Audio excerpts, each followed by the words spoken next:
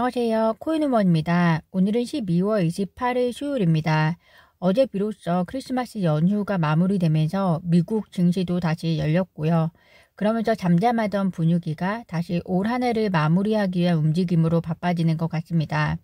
구독자분들께서도 얼마 남지 않은 연말 한 해를 마무리하시고 또 새해를 맞이하는 시간이 되시기를 바라면서 오늘 영상 시작하겠습니다. 국내 한 가상자산 거래소가 2023년 가상자산 정책 전망 보고서를 통해서 미국에서 내년도 가장 주목해야 할 이벤트로 리플과 SEC 간의 소송을 꼽으면서 소송 결과가 가상자산의 증권성 여부를 판단하는 중요한 판례가 될 것이라고 설명했는데요.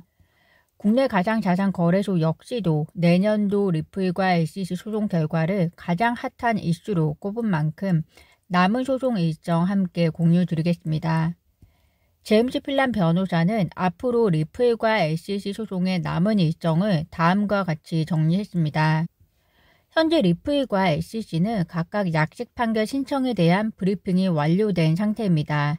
리플과 SEC 각각이 토레스 판사에게 당사자에게 유리한 판결을 내려줄 것을 요청하는 내용을 담은 약식 판결 신청에 대해서 상대편의 반대 의견과 그리고 해당 반대 의견에 대한 각 당사자들의 답변까지 모두 브리핑이 되어 제출이 된 상태입니다. 그리고 지난 12월 19일 토레스 판사는 전문가 증인 자료 배제에 관련해서 리플과 SEC 그리고 제3자가 이전에 요청했던 부분들에 대해서 판결을 내렸는데요.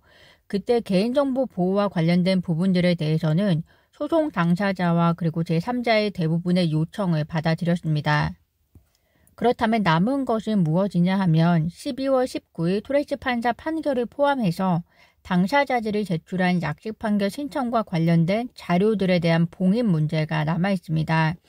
이 봉인 문제는 과연 흰번 문서가 대중에게 공개될 수 있을 것인가에 대한 부분도 포함이 되어 있기 때문에 모두 관심 있게 보고 있는 상황입니다.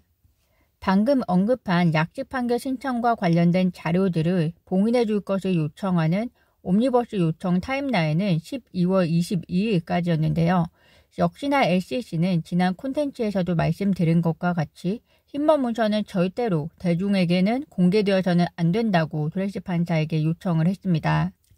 다만 제임스 필란 변호사에 의하면 해당 봉인 문제들이 약식 판결 전에 토레스 판사가 해결해 줄지 아니면 그 이후에 해결이 될지는 알 수 없다라고 이야기를 하고 있는 만큼 약식 판결과 별도로 움직일 수 있는 점 참고해 주시면 좋을 것 같습니다. 특히 제임스 필란 변호사는 이전에 관련해서 본인 의견을 남긴 적이 있었는데요. 약식 판결 전에 토레스 판사가 판결을 하지 않을 것이다. 다만 만약 그녀의 약식 판결 안에 흰번 문서가 인용 문구로 들어가게 되면 그 내용에 대해서는 대중에게 공개가 될 것이고 아닌 건 아니다라는 본인의 의견을 제시한 적은 있습니다. 1월 4일까지는 리플과 SEC가 아닌 제3자가 봉인하고 싶은 부분이 있으면 봉인 요청을 제출하는 데드라인입니다. 그리고 1월 9일까지가 12월 22일 소송 당사자들이 요청한 봉인에 대해서 상대편들의 반대 의견 브리핑을 제출해야 하는 데드라인이고요.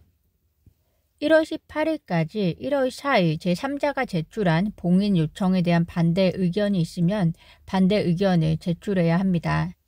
이렇게 되면 소송에 대한 내용은 마무리가 되는 것이고요. 정말로 토레스 판사의 판결이 남아있는 상황이 됩니다. 제임스 필란 변호사는 3월 31일 이전에 그리고 브래드 갈링하우스는 내년 상반기, 존 디든 변호사는 5월경 이 정도로 판결 일정을 예측하고 있고요. 현재 거시경제적인 면에서 침체의 우려 때문에 비트코인 및 알트코인에 대한 호재가 보이지는 않지만 다행히 리플은 소송이라는 이슈가 있는 만큼 소송의 추이를 잘 지켜보시면 좋을 것 같습니다. 주목해야 할 암호화폐 관련 또 다른 내년 미국 이벤트는 내년 1월 3일 미국 상하원 회기가 종료되는데요. 이때 현재 법안들은 모두 자동으로 폐기되고 새로운 의회에서 가상자산 규제의 판을 다시 짜야 한다고 합니다. 그런데 구독자분들도 잘 아시겠지만 지난 11월 치러진 미국 중간선거 결과 상원은 민주당이 그리고 하원은 공화당이 다수당을 차지했는데요. 이렇게 상하원이 집권당이 각기 다른 점과 그리고 역대 금융위기 이후에 미 의회의 후속 대책 입법 마련 경과 시기 등을 고려하면 미국의 가상자산 법안은 빨라도 2023년 말에 의회를 통과할 수 있을 것으로 보고서는 분석을 하고 있습니다. 암호화폐 법안을 마련했었던 미국 상원의원 신시아 루미스 역시 트위터를 통해서 2022년은 암호화폐 규제에 대한 논의가 점화된 해였다.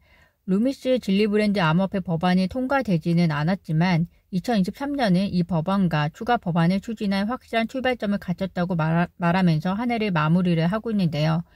암호화폐 투자자 입장에서는 해당 법규가 관심 있는 부분일 수밖에 없기 때문에 그렇지만 2022년 미국 내에서는 우크라이나와 그리고 러시아 전쟁, 그리고 인플레이션법 등 여전히 풀어야 할 숙제들이 많았었고 그렇다 보니 이런 가상자산 관련 규정은 뒤로 밀리면서 선거에서 표를 위해서만 이용되지 않았나 생각이 듭니다.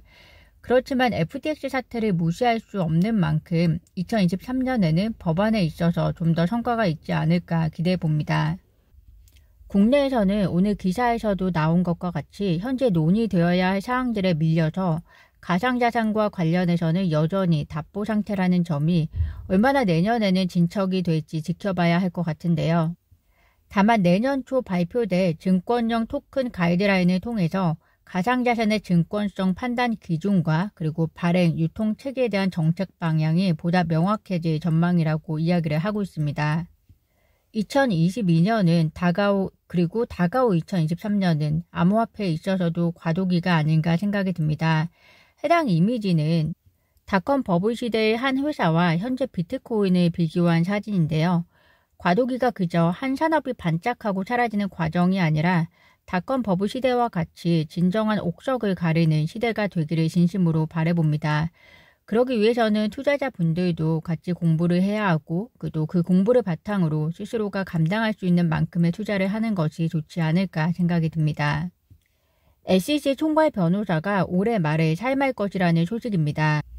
공교롭게도 SEC 총괄 변호사가 이전에 샘 뱅크먼 FTX 전 CEO와 많은 회의를 진행했었고 또 저녁 식사를 했다는 내용이 폭로된 직후 사임 소식이라서 SEC와 FTX의 관계가 정확히 무엇인지에 대해 많은 사람들이 의문을 제기하고 있는데요.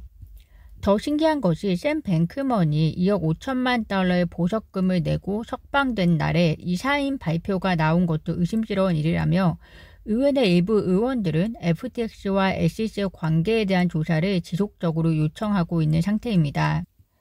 만약 어떤 의심스러운 정황이 있다면 그것은 이미 조사가 끝나고 그 결과가 총괄 변호인의 사임이 아닐까라는 생각이 드는데요.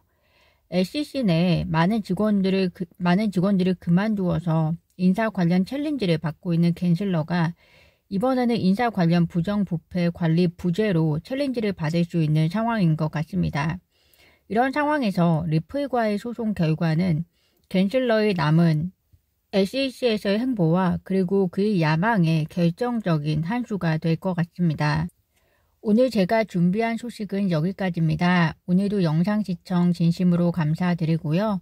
구독과 좋아요, 알림 설정은 코인 우먼에게 큰 힘이 됩니다.